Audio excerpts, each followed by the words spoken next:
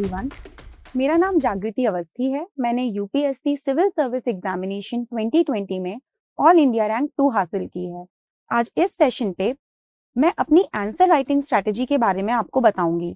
मैंने answer writing कैसे शुरू की, मैं उसको किस तरह से सीखती थी, सारी चीजें आज हम इस सेशन में डिस्कस करेंगे। अपने बारे में एक ब्रीफ बैकग्राउंड आपको बता दूं, मैंने बीटेक किया है इलेक्ट्रिकल इंजीनियरिंग में Maulana Azad national institute of technology Bhopal से। मेरा बीटेक 2017 में पूरा हुआ।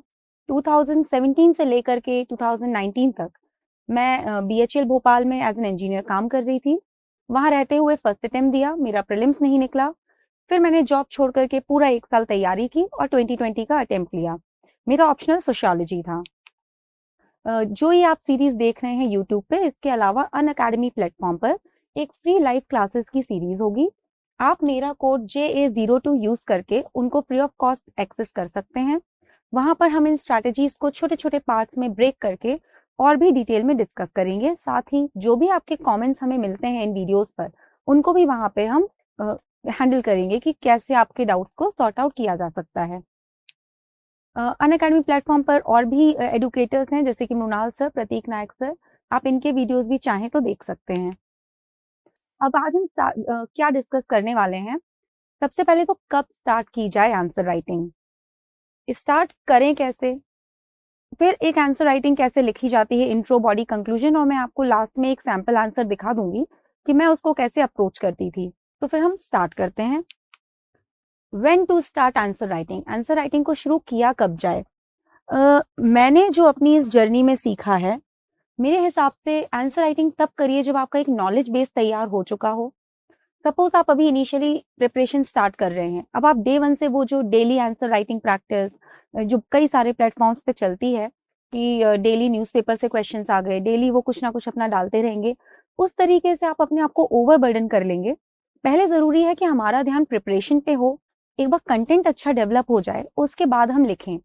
तो मैं क्या करती थी, मैंने कोई भी टॉपिक पढ़ा, थरली उसको पढ़ती थी। जब मैं इनिशियली मैं अपने प्रिपरेशन स्टार्ट की थी, मैंने अपने स्ट्रैटेजी वाले वीडियो में भी कहा है कि मैं प्री और मेंस मैंने साथ में लेकर के मैं चली हूँ। जब भी मैं कोई टॉपिक पढ़ लेती थी, मैं उसके प्रीवियस ईयर क्वेश्चंस को उठाती थी, प्रीवियस ईयर क्वेश्चन मेंस के। इसमें फायदा क्या होता है, एक तो वो यूपीएससी के आए हुए क्वेश्चंस हैं, उनका स्टैंडर्ड अच्छा है, और दूसरी चीज आपको समझ में आता है, आप अपनी प्रिपरेशन को चेक करते जाते हैं कि क्या आप सही डायरेक्शन में मूव ऑन कर रहे हैं। कोई टॉपिक पढ़ा प्रीवियस ईयर, अब ये मेंस के बारे में है आंसर राइटिंग, तो मैं मेंस स्पेसिफिक ही रहूंगी। आपने मेंस के प्रीवियस ईयर क्वेश्चंस उठाए, जो भी आपने टॉपिक लिया, उससे मैंने तैयार मतलब आंसर राइटिंग को लिखना शुरू किया था। मैं उसी को उसमें से कुछ टॉपिक्स लेकर के आंसर्स लिखती थी। डेली आंसर राइटिंग नहीं की थी, कोचिंग के प्लेटफॉर्म्स पर जा करके मैंने नहीं काम किया था। मैंने जो स्टार्टिंग वाली जो प्रिपरेशन का फेज रहा है, उसमें प्रीवियस ईयर क्वेश्चंस पे ही मेरा फोकस था। कोई भी टॉपिक पढ़ा, उसके आंसर्स लिखे। प्रोफेशनल टेस्ट सीरीज मैंने या मैं कहूँ आपको प्रोफेशनल टेस्ट सीरीज लेनी चाहिए जब आपको लर्निंग हो जाए, आपको ये समझ में आ जाए कि लिखना कैसे है। देखिए, टेस्ट सीरीज आपको क्या सिखाती है या क्या बताती है कि आपकी प्रिपरेशन कहाँ है। It's a test of your preparation, so it checks your preparation. First prepare, first learn how to write, which you will be doing through your writing previous year questions during preparation.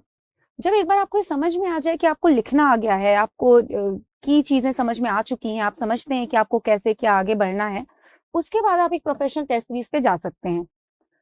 अगर आप suppose तैयारी already कर चुके हैं, फिर आप 1 साल और उसको एक्सटेंड कर रहे हैं या रिवीजन में 1 साल दे रहे हैं, कुछ बच्चे होते हैं जो कॉलेज में ही तैयारी कर लेते हैं, वो चाहे तो प्रोफेशनल टेस्ट सीरीज शुरू से लिख सकते हैं क्योंकि उनके पास नॉलेज बेस है। अगर उन्होंने बीच बीच में प्रीवियस ईयर क्वेश्चंस लिखे हुए हैं, तो they know how to write and they can just check themselves, they can improve upon themselves. मैंने टेस्ट सीरीज कब ज्वाइन की थी, मैंने प्रीलिम्स और मेंस के बीच में टेस्ट सीरीज ज्वाइन की थी। उसके पहले मैंने कोई प्रोफेशनल टेस्ट नहीं लिए। मैंने 8 फुल लेंथ टेस्ट लिखे थे।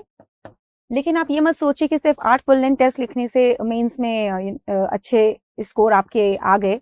जो यहाँ पे मेहनत की थी, सीखने में जो मैंने काफी एफर्ट लगाया था, अभी हम नेक्स्ट स्लाइड में डिस्कस करेंगे कि स्टार्टिंग मैंने कैसे की, उसका मुझे बेनिफिट मिला बाद में, क्योंकि मैं पूरी इस प्रिपरेशन में जब भी प्रीवियस ईयर क्वेश्चन लिखती थी तो खूब एनालिसिस करती थी, खूब सेल्फ रिफ्लेक्ट करती थी।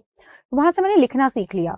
और यहाँ पर आकर के मैं सिर्फ चेक कर रही थी कि मैं डिफरेंट डिफरेंट टॉपिक्स में क्या परफॉर्म कर पा रही हूँ.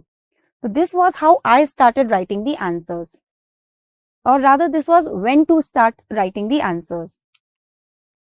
Now starting to write. जब आप लिखना शुरू करेंगे, जैसे मैंने कहा, रीड अ टॉपिक. आपने कोई भी टॉपिक कंप्लीट कर लिया, सपोज आपने एग्रीकल्चर कंप्लीट किया, उसके प्रीवियस ईयर के क्वेश्चंस उठाए, अब आप उनको लिखना शुरू करिए. आपने एग्रीकल्चर के बारे में आप पढ़ चुके हैं, सपोज एक आपने क्वेश्चन देखा वो एमएसपी के ऊपर था, अब उसको लिखिए. कैसे लिखना है वो हम आगे डिस्कस और भी करेंगे कि एक आंसर में कितने पार्ट्स होते हैं, उसको कैसे टैकल किया जाए. आपने लिखा, जो आपको समझ में आया वैसे लिखा. अब मैं क्या करती थी मैं आपको वो बताती हूँ. मैंने एग्रीकल्चर पढ़ा, प्रीवियस ईयर के क्वेश्चंस उठाए, मुझे ऐसा लगा कि इसमें 5-6 क्वेश्चंस हैं जो रेलेवेंट हैं, मैं उनको लिख सकती हूँ. एक चीज और, यूपीएससी मेंस में आपको ऐसा लगेगा कि अरे प्रीवियस ईयर से क्या होता है, questions don't repeat. All right, questions may not repeat, topics repeat, and sometimes they repeat themselves quite significantly.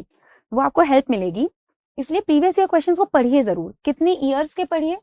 5 years. उससे पुराने में फिर क्या, एक तो अगर करंट अफेयर का पोर्शन है तो वो एक प्रॉब्लम क्रिएट करेगा, और वो थोड़ा सा पैटर्न चेंज होता ही रहता है, लेकिन टॉपिक सेम रहते हैं.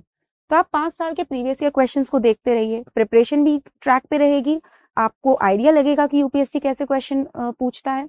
उसके बाद आप उनको लिखिए.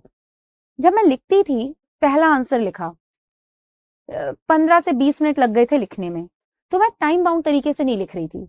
एक बार लिखा, मैं उसको दोबारा देखती थी और सोचती थी. अभी ऐसा नहीं कि एक साथ 4-5 क्वेश्चन मैंने लिखे. अगर मैंने कोई टॉपिक पढ़ लिया तो मैं उसके 1 या 2 क्वेश्चन उठाऊंगी पर डे. आज मैंने एक क्वेश्चन उठाया, 15-20 मिनट उसको लिखा, फिर ये सोचा कि इसको इम्प्रूव कैसे किया जा सकता है. क्या मैं इसमें कोई डायग्राम बना सकती हूँ, कोई फ्लो चार्ट बना सकती हूँ, या मैं कोई उसमें ऐसा मैप वगैरह ऐड कर दूं जिससे इसका और प्रेजेंटेशन इम्प्रूव हो. मैं इस तरह से और 2-3 आइट्रेशंस में आंसर को लिखती गई. फाइनली मैं ऑनलाइन इनके सोल्यूशंस कोई ना कोई कहीं ना कहीं डाल देता है, जीएस पेपर्स के सोल्यूशन, उसको रेफर करती थी और फिर अपने आंसर को उसको कंपेयर करती थी.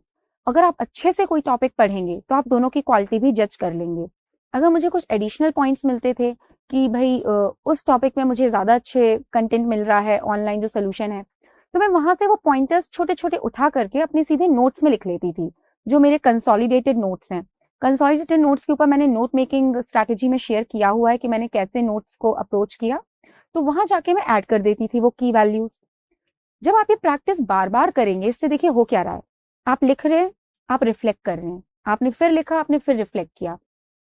मंथ में मैं लगभग 20 क्वेश्चंस लिखती थी, 20 previous year questions per month.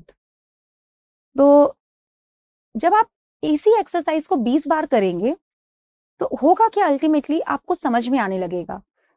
Over the time आप एक बार में सही आंसर लिखने लगेंगे. आपको समझ में आएगा कि कैसा स्ट्रक्चर अच्छा लगता है, किस तरीके के वैल्यू एडिशन पॉइंट्स होने चाहिए, आप और कौन से अपनी प्रिपरेशन में ऐसी चीजें डाल सकते हैं जो इसको इंप्रूव कर दें. तो idea is you are learning to write. आप डायरेक्टली सोचें कि आप जाकर के पहला आंसर लिखे हैं और ये बिल्कुल वर्ल्ड क्लास अपार्ट होगा, तो ऐसा नहीं है. आप शुरुआत करेंगे, बार बार उसको लिखेंगे, रिफाइन करेंगे, उसको वर्ड लिमिट में लाने की कोशिश करेंगे, टाइम लगेगा. लेकिन जब आप ये प्रैक्टिस 20 बार करेंगे हर महीने, और आप लगभग लगभग 6 से 7 महीने की ऐसी प्रिपरेशन करेंगे जहां आप प्री मेन साथ में होलिस्टिकली प्रिपेयर कर रहे हैं, जब 6 से 7 बार ये साइकिल हर महीने रिपीट होगी, आई मीन 6-7 महीने के लिए ये साइकिल रिपीट होगी, आपको आंसर राइटिंग का तरीका अपने आप अंदर से आ जाएगा. आप एक बार में सही आंसर लिखना शुरू कर देंगे. यूपीएससी की डिमांड्स को आप समझ चुके होंगे, क्योंकि अगर आप 20 क्वेश्चन लिख रहे हैं तो 6 to 7 it's almost 120 to 140 question. 120 to 140 questions. 120 times you have learned, you have practiced. आप लिखना सीख चुके हैं. आपको टॉपिक्स आपने अच्छे से पढ़ लिए, आपने टॉपिक्स के आए हुए क्वेश्चंस को लिख लिया. You have learned how to write. This is how you should be starting. This is how I started. और मुझे इसका बहुत बेनिफिट मिला, क्योंकि जब मैंने बाद में टेस्ट सीरीज दी तो मुझे ये नहीं सोचना पड़ रहा था कि मैं इंट्रो कैसे लिखूं, मैं कंक्लूजन कैसे लिखूं, मैं स्ट्रक्चर कैसा बनाऊं आंसर का. कुछ नहीं सोचना था आपको. आप सीधे लिख सकते थे, क्योंकि आपने ये सारी एक्सरसाइज यहाँ पे कर रखी है. आप यहाँ पर जब एक्सपेरिमेंट करेंगे डायग्राम से, आप एक्सपेरिमेंट करेंगे मैप से, फ्लो चार्ट से, तो आपको इन सारी चीजों का आइडिया ऑलरेडी लग चुका है, अब आप जाकर के सिर्फ प्रैक्टिस कर रहे हैं। इस तरीके से आप अप्रोच करके देखिए, I think it will benefit you. अब शुरू करेंगे कि हमारे आंसर का स्ट्रक्चर कैसा होना चाहिए। देखिए, आंसर का एक ब्रॉड स्ट्रक्चर होता है, इंट्रो, बॉडी, कंक्लूजन। आंसर्स अगर स्ट्रक्चर्ड होंगे आपके, आप एक प्रॉपर फॉर्मेट में लिखते हैं, तो एग्जामिनर को पढ़ने में आसान है, उसको चेक करने में आसान है। अब आप रैंडमली शुरू कर देंगे कि डायरेक्ट टू द पॉइंट आप आंसर देने लगेंगे, तो थोड़ा सा एक एब्रप्टनेस होती है। अगेन डिपेंड्स ऑन यू, अगर आपके पास कुछ बेटर स्ट्रक्चर है, जो एक, ये तो देखिए फॉर्मल स्ट्रक्चर है, कन्वेंशनल स्ट्रक्चर जो सभी लोग फॉलो करते हैं, इंट्रो, बॉडी, कंक्लूजन। आपके ऊपर है कि आप इसको किस तरीके से लेना चाहते हैं। एक स्ट्रक्चर में आंसर लिखने से आंसर नीट क्लीन फॉर्मेट में दिखेगा। तो मैं अपना स्ट्रक्चर आपको बताती हूँ। सबसे पहले होता है इंट्रोडक्शन। इंट्रोडक्शन कैसे देखना है, आप क्वेश्चन में कीवर्ड आइडेंटिफाई करिए। What is the keyword in question, जिसके इर्द गिर्द वो क्वेश्चन फ्रेम्ड है। जैसे मैं एक क्वेश्चन रिकॉल कर रही हूँ, 2020 में जो मेंस हुआ उसमें आया था कि urban flooding has become a recurring feature even in smart cities, like there were a few names and suggest remedial long lasting measures। इस तरह का कुछ क्वेश्चन, इस तरह का कुछ क्वेश्चन था। इसमें कीवर्ड है अर्बन फ्लड्स। आइडेंटिफाई करना है क्वेश्चन को पढ़ा। One more thing I should be adding here, whenever you are writing answers, most important thing is to read the question properly and understand the question। मैं वापस दूसरी slide पर जाकर के इसको कंटिन्यू करती हूँ कि जब भी आप स्टार्टिंग टू राइट कर रहे हैं, please read the question very very carefully and understand it. अगर आपने क्वेश्चन को समझ लिया तो आपका आधा काम हो चुका है, क्योंकि आपको मालूम है कि वो क्या पूछ रहा है। कई बार ऐसा होता है कि हम किसी आंसर को शुरू करते हैं लिखना और उसके बाद हमें लगता है कि अरे ये तो कुछ रह गया, या इसमें तो कुछ गड़बड़ हो गई, हमने समझा ही गलत था। तो बहुत अच्छे से आंसर को पढ़िए, उसको समझिए। शुरुआत में आपको थोड़ा सा टाइम लगेगा ये काम करने में, लेकिन जब आपको 6-7 महीने प्रीवियस ईयर क्वेश्चन को पढ़ रहे हैं, समझ रहे हैं, तो आपको आदत हो जाएगी, डेवलप हो जाएगी एक बार में पढ़ करके समझने की। तो इस पे जरूर ध्यान दीजिएगा। कहने में बहुत ही क्लीशेड लगता है कि read the question, understand the question, मगर वो आपकी हैबिट में होना चाहिए कि आप क्वेश्चन को अच्छे से पढ़ते हैं, समझते हैं और उसी तरह से फिर अपने आंसर को फ्रेम कर लेते हैं। अब बाकी मैं इंट्रोडक्शन की बात कर रही थी, तो identify keyword to write your introduction. जैसे मैंने वो एग्जाम्पल दिया, उसमें कीवर्ड था अर्बन फ्लड। एक और अगर मैं एग्जाम्पल दूं, ये भी आया हुआ क्वेश्चन है 2020 मेंस का, इन्वायरमेंट इम्पैक्ट असेसमेंट पे क्वेश्चन था कि जो अभी recent changes have been made, so examine something was like that. The keyword is environment impact assessment. अब आपको करना क्या है इस असेसमेंट को लेकर के, आई मीन इस कीवर्ड को लेकर के, चाहे वो इन्वायरमेंट इम्पैक्ट असेसमेंट हो या अर्बन फ्लड्स हो, इवन कोई क्वेश्चन फूड प्रोसेसिंग पे है तो फूड प्रोसेसिंग हो, कीवर्ड आइडेंटिफाई करिए और फिर उससे बनाइए इंट्रोडक्शन। उससे कैसे इंट्रोडक्शन बन सकता है, कोई डेटा दे सकते हैं आप। अगर आपके पास कुछ डेटा तैयार है, मैं डेटा की जो शीट है मेरे नेक्स्ट, उस पर मैं आपको बताऊंगी डेटा कैसे यूज करना होता है। जैसे सपोज अगर क्वेश्चन आ गया अर्बन फ्लड्स पे, तो आप कोई डेटा दे दीजिए कि भाई these many urban floods have been reported in a particular year by NDMA और बाय एनी गवर्नमेंटल अथॉरिटी। वो एक हो सकता है। जैसे फूड प्रोसेसिंग पे अगर क्वेश्चन है, तो आप उसमें डेटा दे सकते हैं that India has large number of agroclimatic zones and a large number of agriculture produce and thus a huge opportunity and thus has a huge opportunity for food processing sector। इस तरह का कुछ आप दे सकते हैं। हालांकि डेटा नहीं, ये बैकग्राउंड है, तो आप ऐसा कर सकते हैं। या फिर आप फूड प्रोसेसिंग में ये डेटा दे सकते हैं कि India is one of the largest agriculture producers in the world and therefore these produce have a significant capability to add to food processing industry in India or to add to farmers income in India। इस तरीके का कुछ data आप बता सकते हैं। Basically data के urbanisation पे क्वेश्चन है, तो आप लिख सकते हैं कि according to successive economic surveys almost 50% of Indian population will be living in urban centres by 2030। हाँ, according to successive economic surveys, by 2030, 50% of Indian population will be living in urban areas. Urban areas पे question था increasing urbanisation पे। आपने urbanisation keyword उठाया, उस पे कोई data याद था तो आपने डेटा लिख दिया।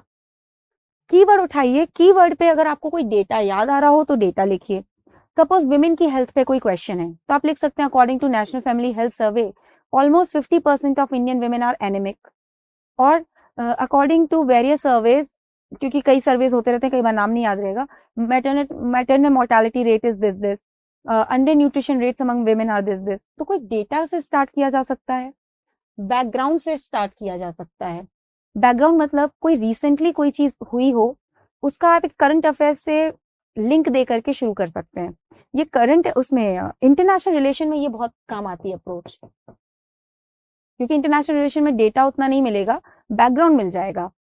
क्वाड के ऊपर कोई क्वेश्चन है तो आप इंडो पैसिफिक का बैकग्राउंड दे दीजिए कि with changing power centres in global politics, Indo Pacific has emerge as the new something, मतलब जो भी, अब मुझे परफेक्टली याद नहीं आ रहा है, मगर आप ऐसे बैकग्राउंड दे सकते हैं कि क्वाड पे क्वेश्चन है तो इंडो पैसिफिक का बैकग्राउंड दे करके, या the power centre of the world is shifting towards the Indo Pacific with changing global dynamics, ऐसा कुछ करके, तो वो आपका बैकग्राउंड बन जाएगा। ये इंटरनेशनल रिलेशन में काम आता है, ये पॉलिटी में भी काम आता है। जैसे इस बार क्वेश्चन आया था आरटीआई एक्ट में, कि जो आरटीआई अमेंडमेंट एक्ट है उसको कुछ एनालाइज करना था, तो आप वहां पे दे सकते हैं कि recently RTI act was amended to fix some anomalies in the previous act as well as to add something, मतलब इस तरह से कुछ भी उसके बारे में बैकग्राउंड बता दीजिए। या फिर आप बैकग्राउंड कैसा दे सकते हैं, अगर आरटीआई के बारे में हो, अब मुझे आरटीआई याद आ गया, जैसे सपोज आरटीआई पे क्वेश्चन था, आरटीआई आया हुआ है तो मुझे याद आ रहा है, तो आप लिख सकते हैं एज अ बैकग्राउंडर कि information is a tool to transform citizen from subject of governance to participants of governance, and RTI act is a major or is a significant step in that direction. ये आपने उसका background दे दिया। आप इस तरह से start कर सकते हैं, या फिर आप डेफिनेशंस भी दे सकते हैं। ये तरीके हैं इंट्रोडक्शन को लिखने के, और ये तीनों चीजें आपके कीवर्ड के इर्द गिर्द ही होनी चाहिए। डेफिनेशन में कैसे, सपोज इन्वायरमेंट इम्पैक्ट असेसमेंट आया तो उसकी आप डेफिनेशन दे दीजिए। अगर क्वेश्चन में कुछ ऐसा टर्म है, सपोज ई गवर्नेंस पे क्वेश्चन आता है, तो आप ई गवर्नेंस की डेफिनेशन लिख सकते हैं। अब डेफिनेशन कहाँ नहीं लिखना है, जहां बहुत ऑब्वियस चीजें हैं वहां डिफाइन मत करिए। सपोज क्वेश्चन अगर कुछ आता है ऐसी चीजों पे जो आप बार बार, पोल्यूशन पे अगर कोई क्वेश्चन है तो don't define pollution, everybody knows. Pollution पे क्वेश्चन है तो give data that according to WHO these many cities out of top 10 most polluted cities are in India. That can be your data based introduction. तो obvious चीजों में definition नहीं देनी है, लेकिन कोई की टर्म है, कोई ऐसा टर्म है जिसको डिफाइन किया जा सकता है, आप इन्वायरमेंट इम्पैक्ट असेसमेंट को डिफाइन कर सकते हैं, आप ई गवर्नेंस को डिफाइन कर सकते हैं। तो ये जो चीजें हैं ये आपका इंट्रोडक्शन बन जाएंगी।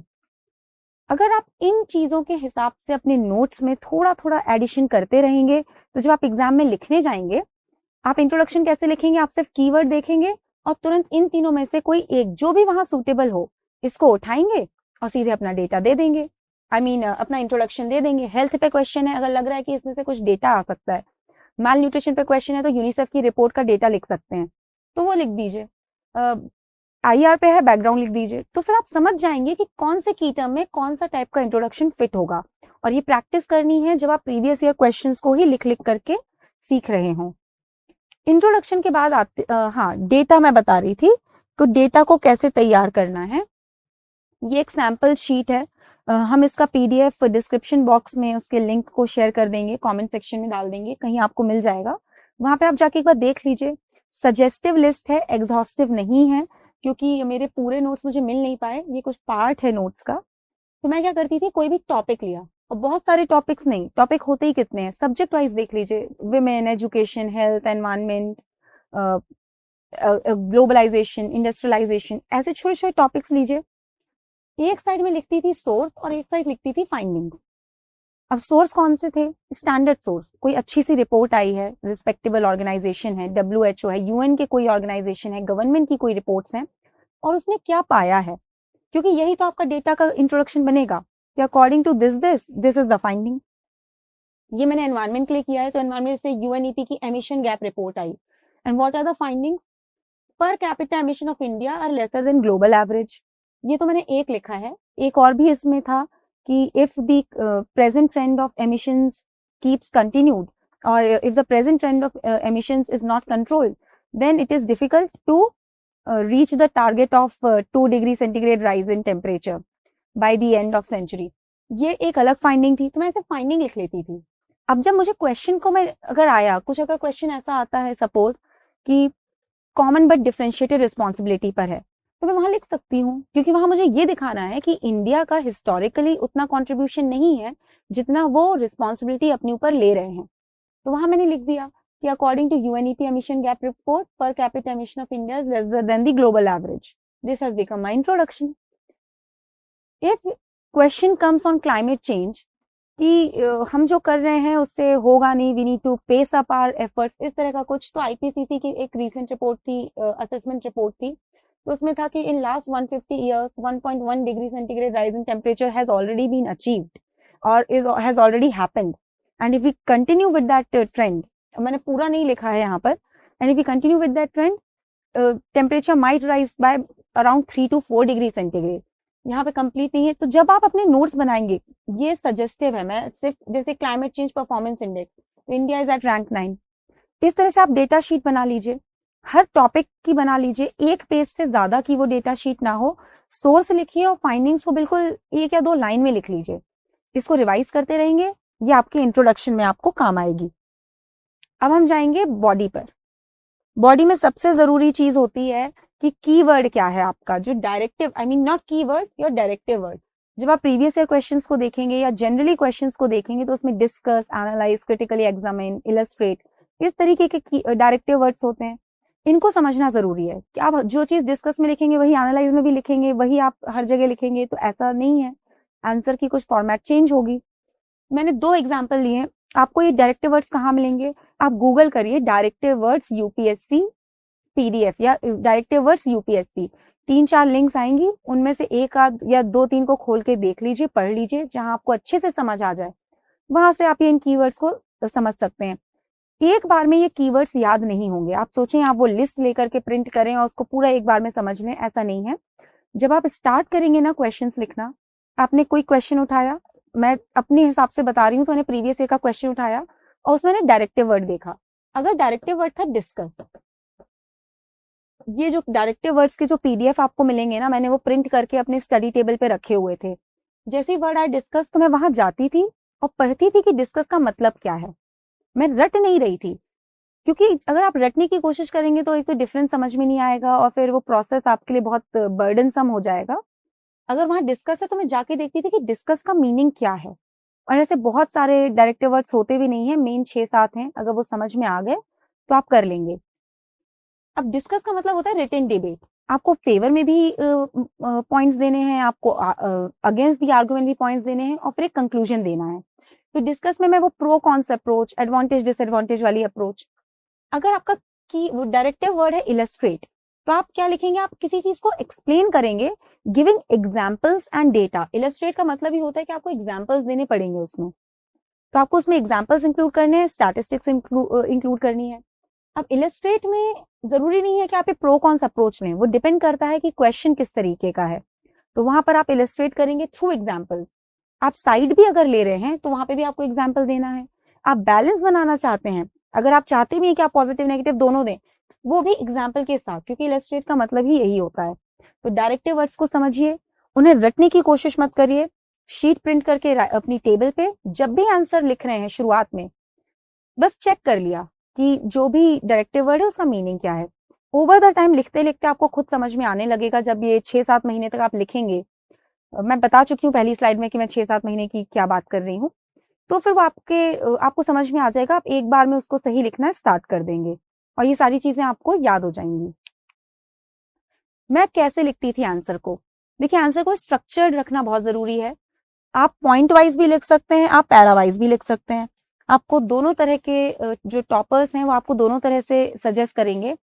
मैंने पॉइंट वाइज तरीका अपनाया था, रीजन मुझे लगता था कि मैं अपने कंटेंट को ज्यादा अच्छा डिवाइड कर पाती हूँ, पेज की स्पेस को बेटर मैनेज कर पाती हूँ, और शायद कहीं ना कहीं मुझे पॉइंट वाइज पढ़ना पसंद है, तो शायद एग्जामिनर को भी पॉइंट वाइज पढ़ना पसंद आता होगा। तो आई अडॉप्टेड पॉइंट वाइज अप्रोच। दूसरी चीज, फ्रेजेस के फॉर्मेट में लिखिएगा। यदि आप सेंटेंसेस को पूरा पूरा वो इज बी द सब पूरा ग्रामेटिकली कंप्लीट करेंगे तो कई बार पेपर छूटेगा, बहुत लंबे लंबे सेंटेंसेस बनेंगे। क्योंकि जब मैंने अपने आंसर्स में शुरुआत में लिख रही थी, पहले मैं लिखती गई, जब मैं उनको दोबारा पढ़ती थी तो मैं सोचती थी कि जो टीचर है उसको कैसा लगेगा अगर इतने लंबे सेंटेंस हो, और अगर मैं सोचती मैं खुद एग्जामिनर हूँ, फिर अगर कोई मुझे छोटे से फ्रेज लिख दे जो की फ्रेज है, मतलब जो सेंटेंस का की पॉइंट है उसने सीधे वो लिखा हुआ है, और इस तरीके से पॉइंट वाइज उसे चेक करना आसान है, उसे समझना आसान है, आपका स्पेस बेटर मैनेज होता है, आपका टाइम बेटर मैनेज होता है। अगर आप किसी भी सेंटेंस में पूरा लिखने के चक्कर में अननेसेसरीली उसमें जो ग्रामेटिकल कंजंक्शंस हैं, इंटरजेक्शंस हैं, वो सब अगर आप डाल रहे हैं तो एक तो टाइम जाएगा और दूसरा लेंथ बढ़ जाएगी, और थोड़ा सा पढ़ने में मुझे ऐसा लगता है, और जो भी मैं बोल रही हूँ सब मेरे पर्सनल ओपिनियंस हैं, तो इसलिए मैं फ्रेज वाइज फॉर्मेट लिखती थी। कैसे लिखती थी, आप मेरी जो आंसर शीट्स पड़ी हुई हैं ऑनलाइन उनको देख सकते हैं, एक आंसर हम अटैच भी कर देंगे इसमें। इसके अलावा जो स्ट्रक्चर है उसमें कुछ की पॉइंट्स देखिए, टेबल्स हो गई, डायग्राम्स हो गए, फिगर्स हैं और मैप्स, ये वैल्यू एडिशन के पॉइंट्स हैं। ये आपके स्ट्रक्चर को इंप्रूव करेंगे। जैसे टेबल अगर कहीं डिफरेंशिएट करने के लिए क्वेश्चन है, आप टेबल बना करके करो, आप खुद देखिए ना, अगर आपको कोई डिफरेंस बता दे टैबुलेट करके तो it is easy to understand. तो अगर डिफरेंशिएशन पूछा गया है या सिमिलैरिटीज कंपैरिजन है जहां पर भी, तो टेबल बना दिया। डायग्राम वगैरह जैसे फ्लो चार्ट है या कोई प्रोसेस समझाना है तो फ्लो चार्ट बता दिया। जैसे मैं रूल्स ऑफ ओरिजिन का अगर एक क्वेश्चन किसी टेस्ट सीरीज में अटेम्प्ट कर रही थी कि वो कैसे डंपिंग हो जाती है, वो डाइवर्ट होता है, तो मैंने कहा ये कंट्री ए है, ये कंट्री बी, ये कंट्री सी, इन दोनों का एफटीए है, इन दोनों का एफटीए है, इन दोनों का एफटीए नहीं है। तो ये सी क्या करता है, इसको देता है और फिर ये इसको देता है। मतलब रूल्स ऑफ ओरिजिन फ्लाउट हो रहे हैं यहाँ पे, जो नॉर्म्स हैं, क्योंकि यहाँ ओरिजिन हुआ और वो यहाँ पे आ गया थ्रू अनदर रूट। इस तरह से आप प्रोसेस बता सकते हैं, प्रोसीजर बता सकते हैं थ्रू फ्लो डायग्राम्स, फिगर्स बना सकते हैं अगर आपको ऐसा लगता है उसमें कुछ इंपॉर्टेंट चीज जा सकती है। या मैप, मैप देखिए, जहां कहीं भी ज्योग्राफी का ऐसा क्वेश्चन है जो लोकेशन की बात करता हो, या सपोज आप सिक्योरिटी में बॉर्डर्स की बात कर रहे हो, तो इंडिया का एक मैप आप बनाना, आपको देखिए इंडिया का मैप लगभग 20 सेकंड, 15 से 20 सेकंड में बनाना आना चाहिए। एक बार में नहीं आएगा, प्रैक्टिस करते रहेंगे तो आ जाएगा। मैं बना लेती थी 15 से 20 सेकंड में, इंडिया का एक मैप मैं स्केच कर लेती थी। तो इस तरह से आप वैल्यू एडिशन कर सकते हैं अपने क्वेश्चन में। जस्ट रिमेंबर वन थिंग, ये वैल्यू एडिशन है, इसको ओवरडू मत करिएगा। अगर, क्योंकि ये मैंने अपनी खुद तैयारी में ये देखा कि जब मैं ये सोच के करती थी कि मुझे खूब डायग्राम बनाने हैं, मुझे खूब ये बनाना है वो बनाना है, तो मैंने शुरुआत में क्या किया, वो ऐसा कि यहाँ पे कोई चीज लिखा और फिर मैं ऐसे एरोज के थ्रू उसको एक्सप्लेन करती थी। उसमें क्या हो रहा था कि मेस्ड अप, मैं स्पेस मैनेज नहीं कर रही थी, बहुत सारी कंटेंट वहां लिख दी, छोटे छोटे छोटे छोटे पॉइंट्स बना दिए, वो पढ़ना ही डिफिकल्ट हो गया। फिर मैंने ये डिसाइड किया, जहां पे मैं पॉइंट वाइज अच्छे से नीटली लिख सकती हूँ वहां मैं लिखूंगी। Unless these things are adding something to my answers, I will not unnecessarily put it. तो ये वैल्यू ऐड करें तभी आप इनको यूज करिए, वो आपको प्रैक्टिस के दौरान समझ में आ जाएगा कि कहाँ ऐड करना है, कहाँ नहीं करना है। ये वैल्यू एडिशन तो करते हैं, इसमें कोई डाउट नहीं है, बस ये सुटेबल तरीके से, एप्रोप्रिएट तरीके से प्रेजेंट किए गए हों। तो एक तो हो गया ये चीज। इसके बाद जो भी आंसर्स हो वो वेल बैलेंस, मल्टी डायमेंशनल हो। मल्टी डायमेंशनल मतलब वही सोशल, पॉलिटिकल, इकोनॉमिक, एनवायरमेंटल, हर तरीके से उसको आपने एनालाइज किया हुआ हो, वेल बैलेंस्ड हो, ताकि आप एक व्यक्ति ऐसे लगे, you are a future civil servant, you are an aspirant right now but you will be a civil servant in future. हम कैसे लोगों को चाहते हैं जो हर पहलू को, हर डायमेंशन को जज करके उसके बाद एक कंक्लूजन तक पहुंचते हो, या वो हर चीज को मल्टी डायमेंशनली उनको समझने में आसानी होती हो। क्योंकि जब हम आगे चल के डिसीजन मेकिंग करते हैं या कोई फील्ड पे काम करते हैं तो हमें हर डायमेंशन को कंसीडर करना है। तो right, multi dimensional well balanced answers. Moving on, conclusion. To be very honest, जब मैं लिखती थी स्टार्टिंग में तो मैं हर क्वेश्चन में इंट्रो बॉडी कंक्लूजन की कोशिश करती थी कि लिख सकूं। लेकिन जब जो एक जब लिखने का तरीका आ गया, जब मैं टाइम बेस्ड लिखना मैंने स्टार्ट किया, तो मैंने रियलाइज किया हर क्वेश्चन में कंक्लूजन लिखना उतना फीजिबल नहीं होता कई बार, क्योंकि टाइम का कंस्ट्रेंट, और ज़रूरी भी नहीं होता। मैंने पास्ट ईयर के जो टॉपर्स थे उनकी आंसर कॉपीज़ देखी, मैंने प्रतिभा वर्मा मैम की कॉपी देखी, मैंने वैशाली सिंह मैम की कॉपी देखी, तो मैंने पाया उन्होंने कहीं-कहीं पे कंक्लूजन नहीं भी लिखे हैं, स्पेशली 10 मार्कर में। 15 marker always write a conclusion. 15 mark के जो है 250 वर्ड्स का क्वेश्चन जो आता है उसमें हमेशा कंक्लूजन लिखिए। वो क्वेश्चंस थोड़े से एनालिटिकल होते हैं, उसमें एक्सपेक्टेड है कि आप कंक्लूड करेंगे, एक वेल बैलेंस कंक्लूजन आपने अपने पूरे प्रोसेस से डिराइव किया होगा। 10 मार्कर में कभी-कभी कंक्लूजन लिखने का टाइम नहीं मिलता था। ऐसा हो जाता था कि कुछ क्लिक नहीं कर रहा है बिल्कुल उसी मोमेंट पे, तो अब मैं सोचूंगी बैठ के आधा मिनट के लिए, फिर मैं लिखूंगी, तो कई बार छूट भी जाता था कंक्लूजन। सो डोंट वरी, अगर 10 मार्कर में सपोज 3-4 क्वेश्चन में कंक्लूजन नहीं भी लिखा, खासकर वो क्वेश्चन जो फैक्चुअल एनालिसिस आपसे चाहते हैं, वहां पे कंक्लूजन ना लिखने पे भी आपको कोई इशू नहीं होगा। 15 marker always write a conclusion. How to write conclusion? You can conclude with a visionary statement. What is a visionary statement? कि भाई आप इस जो भी टॉपिक डिस्कस किया गया है, आप उसके लिए आपका विजन क्या है, आप फ्यूचर के बारे में क्या सोचते हैं, या वही है वे अहेड, दोनों एक ही चीज है। या फिर कोई वे अहेड सजेस्ट कर दिया आपने कि अगर अभी तक प्रॉब्लम्स बता रहे थे तो एक आगे का एक दो लाइन में छोटा सा आगे की चीज बता दी। बहुत अच्छे टेम्पलेट हैं कंक्लूजन के sustainable development goals, because vision तो यही है ना हमारा, that we want sustainable development. तो जो कुछ भी हमको सस्टेनेबिलिटी की तरफ लेके जाता हो, वही हमारा विजन हो गया, वही हमारा वे अहेड हो गया। जैसे एनवायरमेंट इम्पैक्ट असेसमेंट का क्वेश्चन आया था, तो मैंने क्या लिखा था उसमें कंक्लूजन में कि good economics should not be bad environment. As Supreme Court of India has observed that factories cannot be built on the graves of the people. It is high time that we try to balance our environment and economics. We try to balance our economic development and environmental conservation by focusing upon principles of sustainable development. हो गया, यही तो हमारा conclusion है।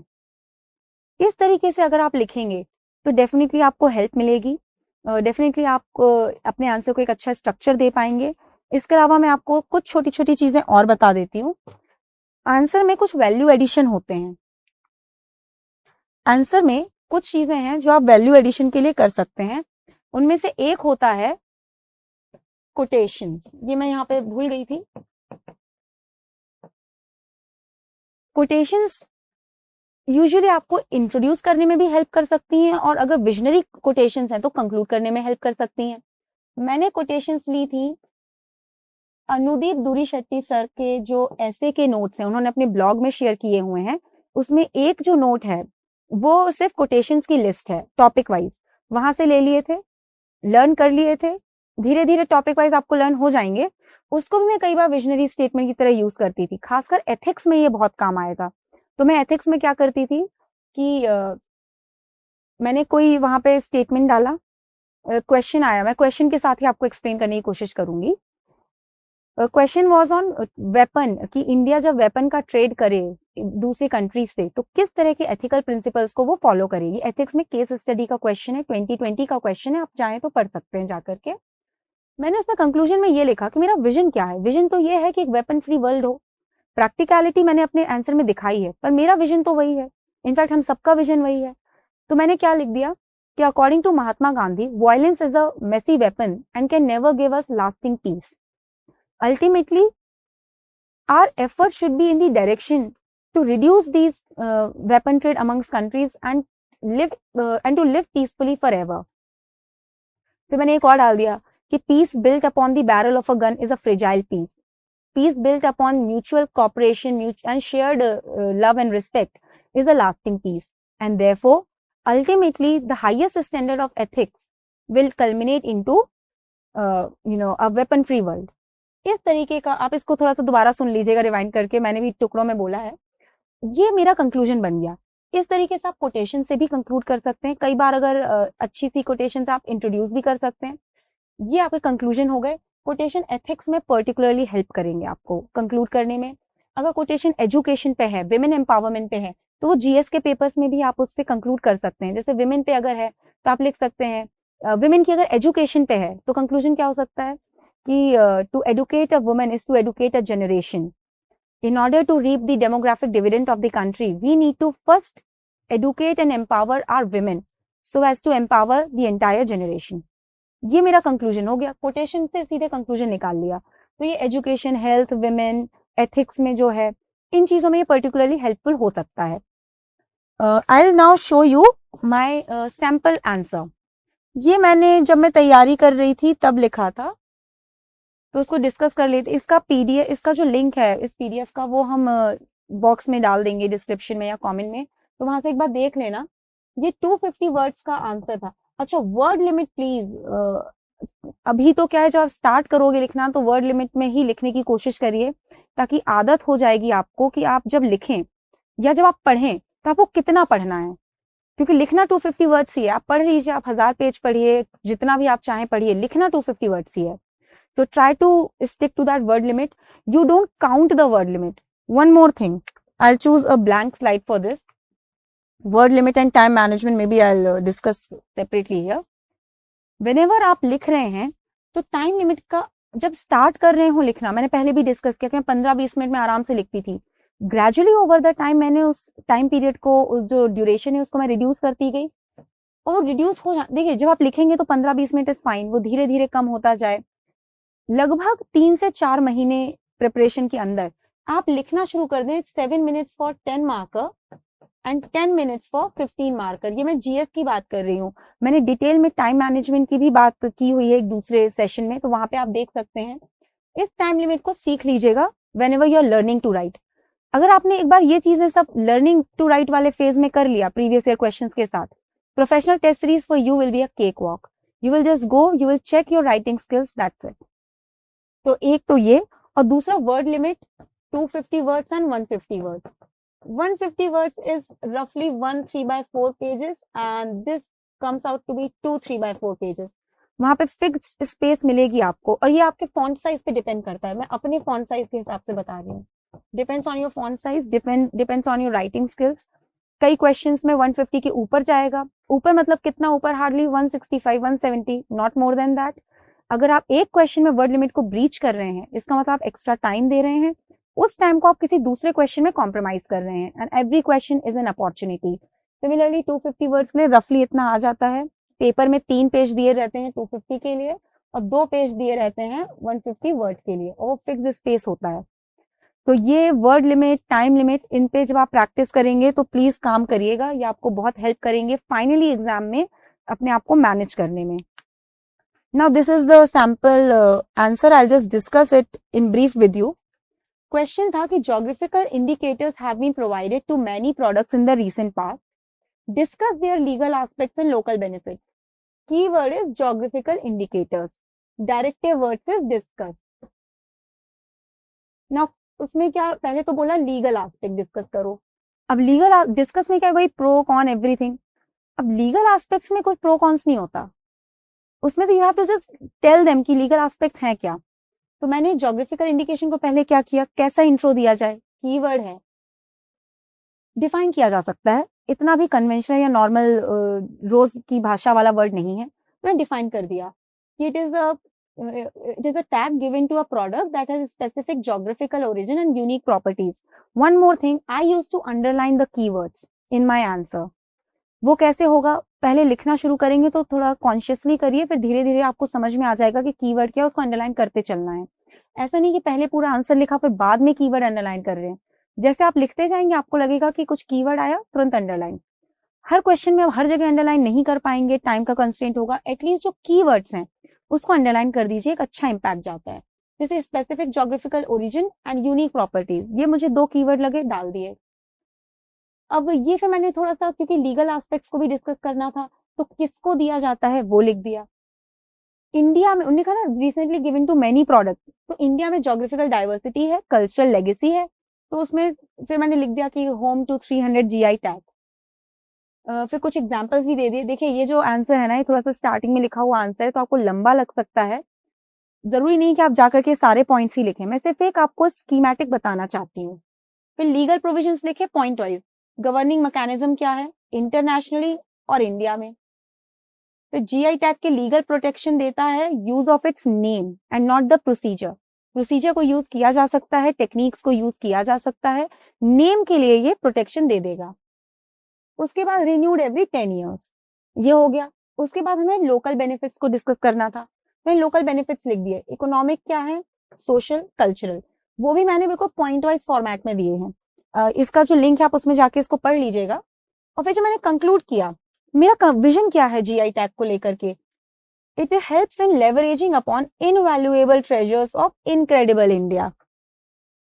ये कहाँ से पढ़ा था, जब तैयारी कर रहे थे, ये टैगलाइन मिल गई थी, जीआई टैग के बारे में लिख ली, याद कर ली। ये यहाँ पे आकर फिर मैंने लिख दिया कि प्रोएक्टिव एडवर्टीजमेंट हमको करना चाहिए ताकि हम इसका फायदा उठा सकें। इस तरीके से मैं आंसर लिखती थी। ये कोई मॉडल आंसर नहीं है, आइडियल आंसर नहीं है, बट वही दिखाने के लिए कि मैं कैसे उसको एक स्ट्रक्चर में बांटती थी, कैसे पॉइंट वाइज फॉर्मेट में लिखती थी, मल्टी डायमेंशंस कैसे लेकर के आती थी और कंक्लूड कैसे करती थी, वो दिखाने के लिए मैंने आपको ये एक एग्जाम्पल दिया है। बाकी आप जो मेरी आंसर शीट्स पड़ी हुई हैं आप उनको भी जाकर देखिए, दूसरे टॉपर्स की आंसर शीट्स जाकर के देखिए, आपको डेफिनेटली हेल्प होगी। कुछ कंक्लूडिंग रिमार्क्स जो मैं देना चाहती हूँ आपको, handwriting does not matter much, your English skills do not matter much. Handwriting legible हो, पढ़ने में आए, बस काफी है।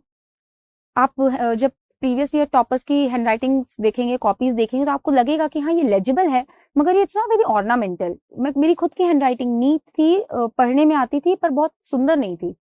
फिर दूसरी, इंग्लिश स्किल्स, सिंपल लैंग्वेज हो, करेक्ट लैंग्वेज हो, छोटे सेंटेंसेस हो जो पढ़ने में आसान हो। आप यहाँ पर इंग्लिश के कोई राइटर का एग्जाम देने नहीं आए, तो just keep it simple, keep it comfortable, keep it legible. And I hope कि आपको ये जो सेशन है इससे आपको कोई हेल्प मिली होगी, आपको कुछ इनपुट्स मिले होंगे, आप जाकर के उन पे काम कर सकते हैं, जो अच्छे लगे अडॉप्ट कर सकते हैं। कोई आपके सजेशन हो, डाउट हो, उनको कमेंट सेक्शन में छोड़ दीजिए, हम वो लाइव क्लासेस में देखेंगे, उनको डिस्कस कर लेंगे। Please just have faith, start to write with whatever you know, over the time आप प्रैक्टिस करेंगे and you will write wonderfully. All the very best, thank you very much.